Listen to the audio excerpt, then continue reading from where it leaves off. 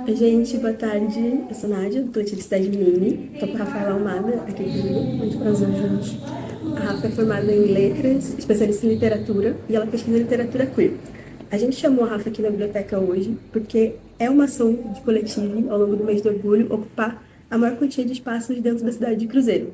E a biblioteca não podia ficar de fora disso. A gente fez uma seleção de autores queer que constam na lista da biblioteca. A Rafa, inclusive, ajudou a gente a fazer essa seleção. E ela está aqui para falar um pouco de uma pesquisa que ela fez, falando de dois autores específicos. Você quer falar um pouquinho? Então, gente, a pesquisa que a Nádia está falando foi tema do meu TCC, inclusive a gente publicou também numa revista que depois eu vou mandar para o pessoal, para poder deixar para todo mundo ter acesso, que foi uma revista eletrônica e que tem vários outros artigos LGBT de qualidade excelente. E os autores que a gente escolheu, que foi até um trabalho meu e da minha amiga Gabriela Dias, que infelizmente não pôde estar com a gente hoje, foi o Retrato de Dorian Gray, do Oscar Wilde, e o Imoralista, do André Gide, que a gente analisou justamente como eles escreviam no tempo deles, porque o nosso trabalho ele era uma linha de pesquisa para resgatar essa identidade que ficou perdida durante muito tempo, que inclusive o Retrato de Dorian Gray, uma curiosidade, ele foi revisado ou nesse censurado mais de 3 vezes antes de chegar a ser publicado para apagar todo o resquício da homossexualidade do Oscar Wilde que estava presente dentro do livro. Com o André Gide, a gente não teve muito sucesso nessa censura, porque ele publicou outros vários livros, deixando bem clara a posição dele perante a sociedade e também a sexualidade dele. Até por isso que ele também virou meio que um pária dentro da sociedade francesa, né? Ele ficou meio de escanteio.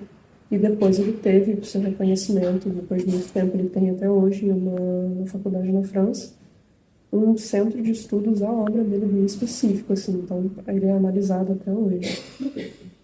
Isso. Então, o nosso trabalho ele consistiu nessa análise, a gente analisou tanto as obras, no valor literário delas, quanto também no caráter social que a gente teve dentro daquela época, né, de 1800, mais ou menos, que eles escreveram nos mesmos tempos, eram amigos, inclusive, o André Gide e o Oscar Wilde, e a gente teve, assim, esse encontro de duas mentes brilhantes. O Imoralista, ele é um romance, então ele é uma obra mais romântica, ele é, às vezes, um pouco mais agradável de ler, e o Retrato de Dorian Gray, ele tem ali uma coisa meio gótica, ele já puxa um pouco mais pro sombrio, até por causa do pacto demoníaco que eles fazem. E aí a nossa pesquisa, ela chegou a essa conclusão de que, mesmo passando por todas essas provações, a gente ainda conseguiu chegar no status e chegar dentro do nosso valor literário, porque muitas pessoas não deixavam claro isso ou não autorizavam que essas publicações fossem feitas. E isso chegou num status que a literatura LGBT ela transcendeu, então ela chegou ao status de literatura clássica, como o caso do Oscar Wilde, e também a gente conseguiu ocupar um certo espaço ali. Muito bacana. Obrigada, Rafa. Ela passou um panorama inteiro, assim, super completo. A gente vai deixar linkado a pesquisa inteira da Rafa, né? Quando a gente publicar esse vídeo. Colhem lá para ver. E agradecer de novo, Rafa, por ter topado participar dessa com a gente.